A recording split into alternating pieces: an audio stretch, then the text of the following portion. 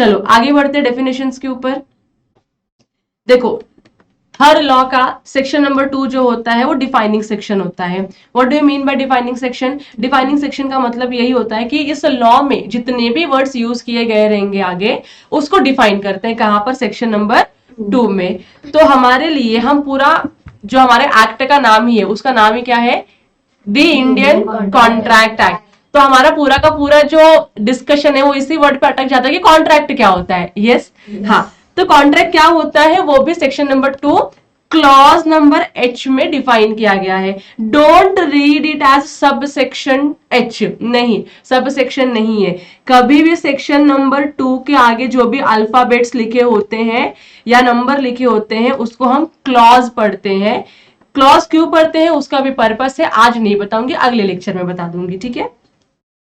अब section number 2 clause H में क्या डिफाइन किया गया है? कॉन्ट्रैक्ट, कि व्हाट इज कॉन्ट्रैक्ट। तो बहुत ही सिंपल लैंग्वेज में एक लाइन का डेफिनेशन है, an agreement enforceable by law. मुझे बताओ क्या आप लोगों को ये लाइन पढ़ने के बाद ये समझ में आया कि कॉन्ट्रैक्ट किसको बोलते हैं? Will you guys understand? An agreement enforceable by law is a contract. क्या आपको कुछ भी चीजें क्लियर हुई कि कॉन्ट्रैक्ट एक्चुअल में लॉ किसको कॉन्ट्रैक्ट बताना चाहता है? नहीं पता। तो उसके डेफिनेशंस को ब्रेक करना मेरी रिस्पॉन्सिबिलिटी है, तो मैंने इसको ब्रेक करके दिया है। ये देखो मैंने भी लिख दिया सेक्शन 2 क्लॉज H में कॉन्ट्रैक्ट क्या होता है? Agreement and enforceable by law. लेकिन हमको यही नहीं पता अग्रीमेंट क्या होता है, हमको ये भी नहीं पता कि एनफोर्सिएबल बाय लॉ क्या होता है। तो इसको हमको पढ़ने के लिए रिवर्स में जाना पड़ेगा। हम इसको रिवर्स डेफिनेशन को पढ़ेंगे मेरे चार्ट के हिसाब से। देखो सबसे पहले क्या होता है? अग्रीमेंट बनने के लिए या कॉन्ट्रैक्ट बनने के लिए सबसे इंपॉर्टेंट एलिमेंट है ऑफर या प्रपोजल। अच्छा, अब मैंने ऊपर के एग्जांपल में अगर आपने याद किया होगा तो मिस्टर एक्स ने ऑफर दिया था मिस्टर वाई को कि will you buy my Mercedes for 50 lakh rupees. आपको याद आ रहा है ये एग्जांपल? मिस्टर एक्स ने क्या दिया था? ऑफर दिया था। ऑफर देने का मतलब है कुछ मैं चाहती हूं कि आप करो। समझ में आ रहा है आप लोगों को? तो जब कोई सामने वाले पर्सन को कुछ चाहता है करने के लिए तो वो क्या देता है? ऑफर या प्रपोजल। आप लोगों ने भी अपने कॉलेज लाइफ में प्रपोजल बहुत दिए होंगे लोगों को। क्यों प्रपोजल देते हो आप लोग? ताकि आपको सामने से अच्छा रिप्लाई आए, यस वाला रिप्लाई आए कि yes I will be your girlfriend और I will be your boyfriend. लेकिन यहाँ पे हम उसकी बात नहीं कर रहे, हम यहाँ पे जो बात कर रहे हैं वो बिजनेस लॉ की बात कर रहे हैं। तो I should restrict my discussion to business contracts only. तो यहाँ पे मिस्टर एक्स ने क्या दिया था? ऑफर दिया था मिस्टर वाई को। मिस्टर वाई को ऑफर गया था कि क्या आप मेरी मर्सिडीज परचेस करोगे। उसके सामने आपने देखा था मिस्टर वाई ने एक्सेप्टेंस दिया था, हाँ बोला था। जो बहुत लोगों को ऐसा मतलब सुनना होता है प्रपोजल आने के बाद कि नहीं सामने वाला मेरे को हाँ ही बोलना चाहिए। तो यस मिस्टर वाई ने क्या बोला था? Yes I will by your Mercedes for 50 lakh rupees. बराबर की नहीं? तो ये ऑफर और ये एक्सेप्टेंस, ये ऑफर और एक्सेप्टेंस मिलके क्या बनते हैं? प्रॉमिस बनते हैं। और एक गाना सुना है आप लोगों ने, जो वादा किया वो निभाना पड़ेगा। लेकिन निभाते हैं क्या आजकल की जनरेशन अपने अपने प्रोमिसेस को? कभी नहीं निभाते। अगर उन्होंने 100 प्रॉमिस किया रहेगा उसमें का हार्डली 10 प्रॉमिस ऐसा होगा जो उन्होंने फुलफिल किया रहेगा, बाकी सारे 90 प्रॉमिसेस भूल जाते वो लोग। कुछ नहीं कर सकते, जनरेशन का इशू है। तो यहाँ पे जब किसी ने ऑफर दिया कुछ काम करने के लिए और किसी पर्सन ने उस ऑफर को एक्सेप्ट किया तो ये क्या बन गया? प्रॉमिस बन गया। इसी को हम क्या बोलते हैं? प्रॉमिस। अच्छा, अब यहाँ पे जब मिस्टर एक्स अपनी मर्सिडीज बेच रहे हैं, क्या फ्री में बेच रहे? नहीं बेच रहे। वहां पे क्या है? कुछ पैसे इन्वॉल्व थे। बराबर की नहीं? 50 लाख रुपए आ रहे थे मिस्टर एक्स को और मिस्टर वाई को क्या मिल रहा था? मर्सिडीज। मतलब मिस्टर एक्स को भी कुछ बेनिफिट हो रहा है और मिस्टर वाई को भी कुछ बेनिफिट हो रहा है। यस तो इस बेनिफिट को हम कंसिडरेशन बोलते हैं। सिंपल लैंग्वेज में इसको क्या समझो आप? कंसिडरेशन। कंसिडरेशन का मतलब क्या होता है? Something in return. मतलब अगर मिस्टर एक्स अपनी मर्सिडीज बेच रहे हैं तो सामने से कुछ तो रिटर्न में आना चाहिए। यस और जो रिटर्न में आ रहा था वो क्या था? 50 लाख रुपीस। बस उसी को हम क्या बोलते हैं? कंसिडरेशन। तो मिस्टर एक्स के लिए इस कॉन्ट्रैक्ट का कंसिडरेशन क्या है? मिस्टर एक्स के लिए इस कॉन्ट्रैक्ट का कंसिडरेशन क्या है? मनी है, 50 लाख रुपीज है, क्योंकि उनको 50 लाख रुपीज मिल रहे हैं। लेकिन मिस्टर वाई के लिए कंसिडरेशन क्या है? मर्सिडीज है। ये समझ में आ रहा है आप लोगों को? तो देखो दोनों को कुछ ना कुछ तो मिल रहा है इस कॉन्ट्रैक्ट से। यस, उसी को हम क्या बोलते हैं? कंसिडरेशन। कंसिडरेशन को लैटिन में क्या बोला जाता है? क्विड प्रो क्यो। क्विड प्रो क्यो, इसका मतलब भी क्या होता है? Something in return. मतलब मैं अगर आपके लिए कुछ करने के लिए रेडी हूं तो आप भी इन रिटर्न कुछ तो करना चाहिए मेरे लिए। उसी को हम क्या बोलते हैं? Something in return. और इसी को हम क्या बोलते हैं लॉ लीगल लैंग्वेज में? कंसीडरेशन। यहां तक समझ में आया आपको? देखो ऑफर होता है किसी भी कॉन्ट्रैक्ट का जो स्टार्टिंग पॉइंट होता है that starts with offer. Offer होना मस्ट है। ऑफर में क्या मिलना चाहिए? एक्सेप्टेंस। अगर ये ऑफर है, ऑफर में क्या आना चाहिए? एक्सेप्टेंस। ऑफर और एक्सेप्टेंस मिलके क्या बनते हैं?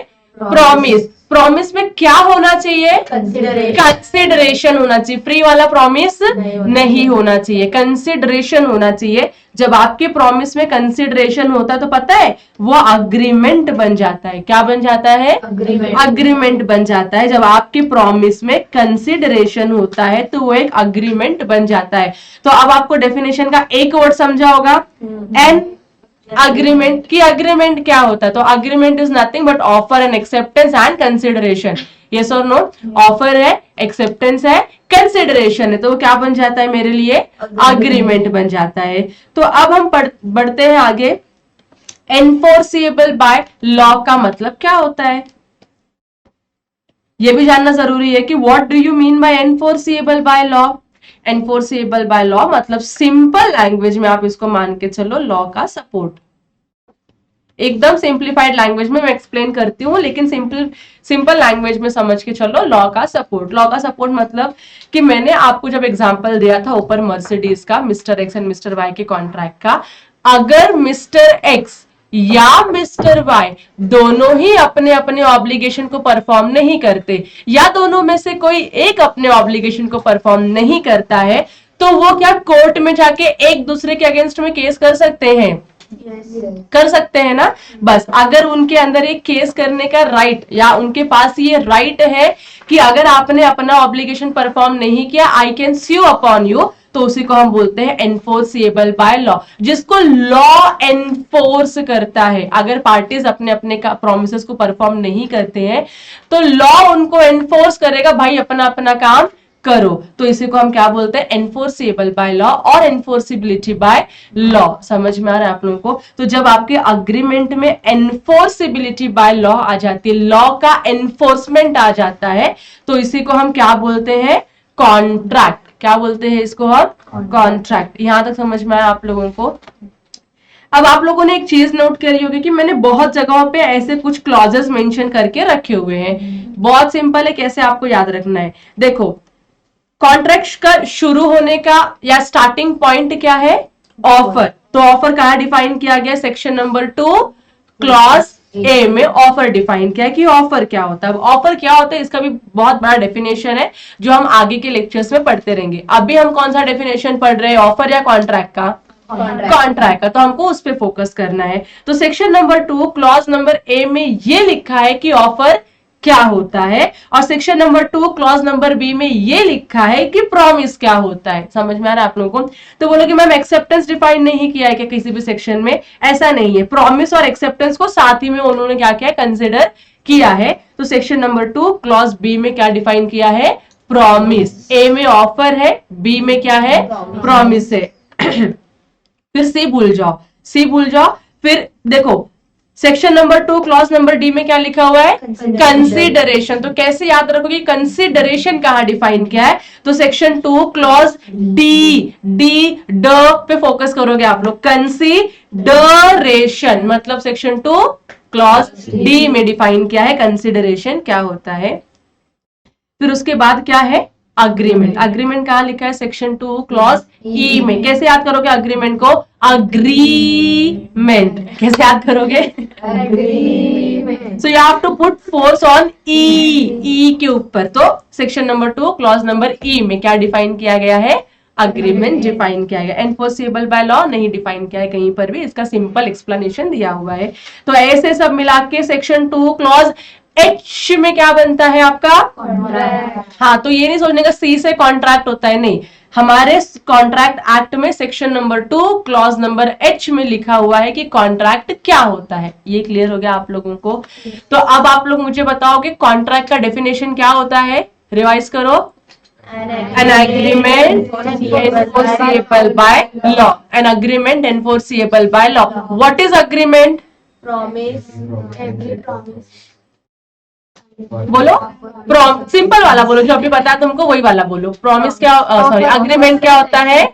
अग्रीमेंट क्या होता है? प्रॉमिस प्लस कंसिडरेशन क्या होता है आपका अग्रीमेंट। अच्छा, नहीं हुआ मेरे प्रॉमिस पे अगर कंसिडरेशन नहीं तो क्या ये अग्रीमेंट बनेगा? नहीं बनेगा। क्या ये कॉन्ट्रैक्ट बनेगा? नहीं बनेगा। तो कंसिडरेशन होना अनिवार्य है, ये समझ में आपको, मतलब इंपॉर्टेंट है, मस्ट है, कंसिडरेशन होना चाहिए। तो प्रॉमिस प्लस कंसिडरेशन क्या बनता है?